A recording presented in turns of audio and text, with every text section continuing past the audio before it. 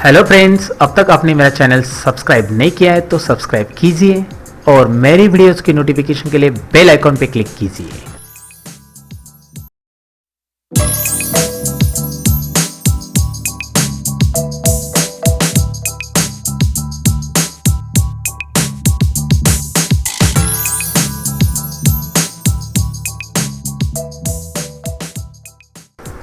Hello friends, स्वागत है आपका कैड सीखने की सीरीज में और ये है लेक्चर नंबर 9। इसके पहला जो लेक्चर नंबर 8 था उसमें हमने सर्कल और डोनट कमांड सीखी थी। तो आज के लेक्चर में हम क्या सीखेंगे, चलिए देखते हैं। आपके सामने ओपन है कैड की स्क्रीन और आज मैं ड्रॉ में से आगे का कमांड नहीं ले रहा हूं। यहाँ पे ड्रॉ में एसपी लाइन है, इलिप्स से आगे कमांड है, लेकिन ये कमांड हम आगे के लेक्चर्स में सीखने वाले। तो अभी मैं क्या बताने वाला हूँ, अभी मैं थोड़े से मॉडिफाई के कमांड्स आपको बताने वाला हूँ, क्योंकि जितने भी ड्रॉ के कमांड्स आपने सीखे हैं साथ ही साथ में उसके मॉडिफाई के कमांड अगर आपको पता है तो मॉडिफाई पे अगर आपकी थोड़ी प्रैक्टिस हो जाती है अभी तो आप थोड़ा सा ड्राइंग के अंदर एक्सपर्ट हो सकते हो, क्योंकि ड्रॉ के साथ मॉडिफाई टूल बार भी उतना ही यूजफुल है। मैं ड्रॉ पूरा कंप्लीट करूंगा फिर मॉडिफाई स्टार्ट करूंगा 1 बाय 1 तो भी चलेगा, लेकिन क्या होता है जब ऑब्जेक्ट्स मुझे कुछ बना के दिखाने तो पूरा ड्रॉ होने के बाद मैं फिर मॉडिफाई पढ़ाऊंगा फिर ऑब्जेक्ट बनाना चालू करूंगा, it will take time. So little bit आपको अभी आइडिया आ गया कि सर्कल रेक्टेंगल्स कैसे ड्रॉ किया जाता है। देन अगर आपको थोड़ा सा मॉडिफाई टूल बार के बारे में भी पता चला, ये टूल बार्स के यूज क्या होते हैं, सभी यहाँ पे जो टूल बार्स दिए हैं तो इनका यूज अगर आप पता चला आपको तो आप प्रैक्टिकली कर सकते हैं, कोई भी ड्राइंग से यहाँ पे कर सकते हैं क्रिएट। लेकिन चलिए देखते हैं पहले उसके ये मॉडिफाई टूल बार में कौन कौन से टूल्स है। सबसे पहले मैं रेक्टेंगल यहाँ पे एक ड्रॉ करके लेता हूँ। क्लिक करने के बाद डी इंटर यानी डायमेंशंस। आपको पता है रेक्टेंगल ड्रॉ करने की कमांड्स, नहीं पता है तो वो पहले आप सीख लीजिए, फिर ये लेक्चर्स देख लीजिए, क्योंकि रेक्टेंगल्स सर्कल्स वगैरह आपको पहले से ड्रॉ करने आनी चाहिए। तो यहाँ पे डायमेंशंस, डी इंटर डायमेंशंस में आपको एंटर करना है इस रेक्टेंगल के लेंथ एंड विड्थ। देन मैं यहाँ पे 20 बाय 10 का एक रेक्टेंगल बना रहा हूँ, 20 बाय 10 ये रेक्टेंगल यहाँ पे बन गया है। अब मैं इसका जूमिंग कम करने के लिए माउस पॉइंटर बीच में रखूंगा, स्क्रॉल करूंगा इस तरह से। इसे यूसीएस को, ये यूसीएस आपको मूव करके रखना है तो मैंने आपको बताया था टूल्स, न्यू यूसीएस और ओरिजिन ऑप्शंस। याद रखना है कौन सा ऑप्शन से, tools, new UCS and origin options पे क्लिक कर दो और उसके बाद ये कॉर्नर पे यहाँ पे आप कर्सर रख के ऐसा क्लिक कर दो, ये यूसीएस यहाँ पे मूव हो रहा है। इस तरह से आप मूव कर सकते हैं। तो रेक्टेंगल तो ड्रॉ कर लिया हमने। अब आगे क्या करेंगे हम, इस रेक्टेंगल की मुझे क्या करना है, कॉपी बनानी, कॉपी यानी कि डुप्लीकेट्स बनाने। तो रेक्टेंगल की कॉपी करनी है तो किस तरह से करेंगे, यहाँ पे आपको सेकेंड कमांड दिए।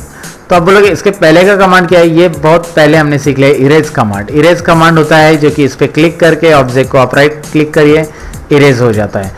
कंट्रोल जेड करूंगा मैं दोबारा ऑब्जेक्ट लेने के लिए, यहाँ पे कंट्रोल जेड यानी अंडू। अंडू के लिए यू एंटर या कंट्रोल जेड, ये शॉर्टकट की कैड के अंदर अवेलेबल है। तो मैंने कंट्रोल जेड किया और जो इरेज किया हुआ ऑब्जेक्ट था वो वापस स्क्रीन पे यहाँ पे मैंने ले लिया। तो इरेज ऑब्जेक्ट मुझे बताने की जरूरत नहीं ज़्यादा डिटेल में, क्योंकि इरेज आपको पता है किस तरह से करते हैं। उसके लिए ऑप्शंस भी है, ई एंटर करके भी शॉर्टकट की है और क्लिक करके आप कीबोर्ड से डिलीट बटन भी प्रेस कर सकते हैं। तो फिलहाल मुझे कॉपी आपको बता रहे हैं, कॉपी यहाँ पे दिखाई दे रहा है आपको, मैं ज़रा जूम कर देता हूँ। ये कॉपी कमांड है और इसके लिए कैसे यूज़ करना है वो हम देखेंगे। अभी क्लिक करना है कॉपी कमांड, स्क्रीन के ऊपर आने के बाद ऑब्जेक्ट के ऊपर आना है और ऑब्जेक्ट के ऊपर मैं क्लिक कर रहा हूँ। क्लिक करने के बाद आपको दिखाई दे रहा है ऑब्जेक्ट सिलेक्ट हो चुका है। उसके बाद माउस का राइट बटन में क्लिक कर रहा हूँ। राइट बटन या एंटर बटन आप प्रेस कर सकते हैं। राइट बटन प्रेस करने के बाद ये कॉपी की के लिए बेस पॉइंट आपको चाहिए। कैसे पता चलेगा मुझे ये बेस पॉइंट है, मैंने सिलेक्ट ऑब्जेक्ट किया था पहले, ये सिलेक्ट ऑब्जेक्ट हो चुका है मेरा। तो उसके बाद आ रहा है specify base point for the copy, है ना, डिस्प्लेसमेंट करना है आपको ऑब्जेक्ट का तो, या फिर उसको कॉपी बनाना है तो पहले आपको बेस पॉइंट सिलेक्ट करना होगा। आप कोई भी बेस पॉइंट ले सकते हैं, यहाँ से आप कोई भी बेस पॉइंट इस तरह कौन सा भी एक। तो ये बेस पॉइंट मैं अगर लेता हूँ तो ध्यान दीजिए इस बेस पॉइंट के हिसाब से मैं किधर भी ऑब्जेक्ट को ऐसा रखना चाहता हूँ तो ये देखो बेस पॉइंट के हिसाब से ऑब्जेक्ट आ रहा है। मैं इसे टच करके रखना चाहता हूँ, यहाँ पे मैं रख सकता हूँ।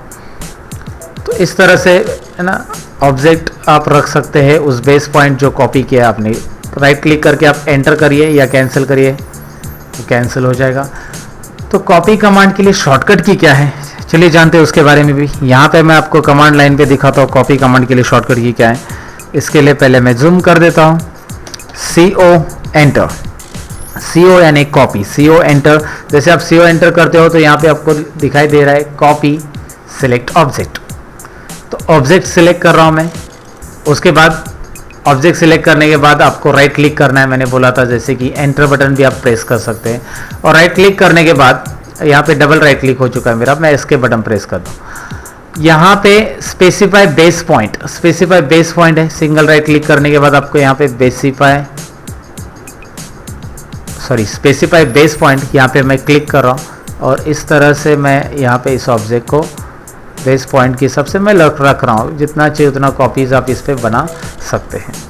तो क्लियर है इस ऑब्जेक्ट को कॉपी कमांड की मदद से कैसे डबल या डुप्लीकेट बना सकते हैं उस ऑब्जेक्ट का, वो हमने यहाँ पे देख लिया।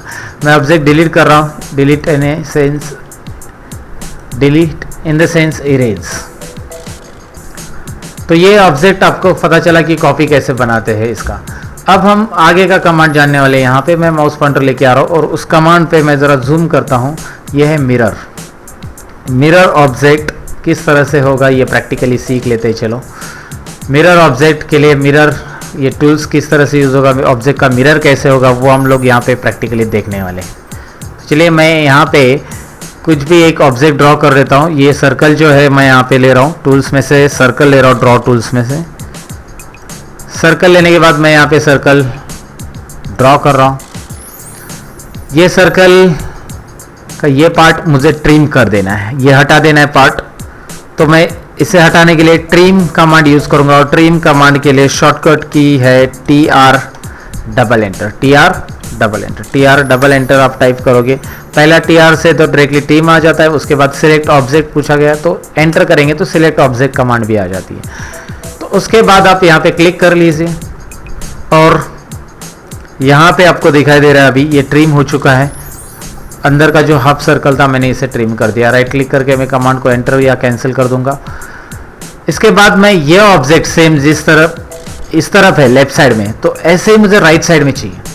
तो मैं क्या करूँगा अभी, मिरर के लिए इस टूल्स पे यहाँ पे क्लिक करना होगा आपको। मॉडिफाई में क्लिक करने के बाद इस ऑब्जेक्ट को आप सिलेक्ट करिए, राइट क्लिक करिए। राइट क्लिक करने के बाद ज़रा आप कमांड लाइन पे जाइए। कमांड लाइन पे instruction specify first point of the mirror line. ये इंस्ट्रक्शन ज़रा ध्यान से पढ़ो, आपको क्या बोला है। इंस्ट्रक्शन कमांड लाइन की पढ़ना बहुत इंपॉर्टेंट है आपको। Specify first point of mirror line का फर्स्ट पॉइंट स्पेसिफाई करो। तो यहाँ पे मैं ज़रा जूम आउट करके आपको बता दूँ, यहाँ पे मैं फर्स्ट पॉइंट स्पेसिफाई कर रहा हूँ। अब ये फर्स्ट पॉइंट क्या स्पेसिफाई कर रहा है, जो ऑब्जेक्ट आपने सिलेक्ट किया है वहाँ से आप दूसरा ऑब्जेक्ट कितने डिस्टेंस पे चाहते हो। तो ये पहला पॉइंट डिस्टेंस शो कर रहा है और स्पेसिफाई सेकेंड पॉइंट, अभी सेकेंड पॉइंट भी आ रहा है। तो सेकेंड पॉइंट यहाँ पे दिख रहा है कमांड लाइन पे। तो सेकेंड पॉइंट क्या है, एंगल डिसाइड करेगा। अगर आप सेकेंड पॉइंट इस तरफ लेते हो तो ऑब्जेक्ट किस तरफ आ रहा है, नीचे की तरफ। एक बात याद रखना है, आप जब मिरर करोगे तो आपको यहाँ पे इफेक्ट बंद रखो मिरर चेक करने के लिए, मिरर कमांड किस तरह से वर्क करता है। इसके लिए ऑर्थो प्रोजेक्शन मैंने बंद रखा है।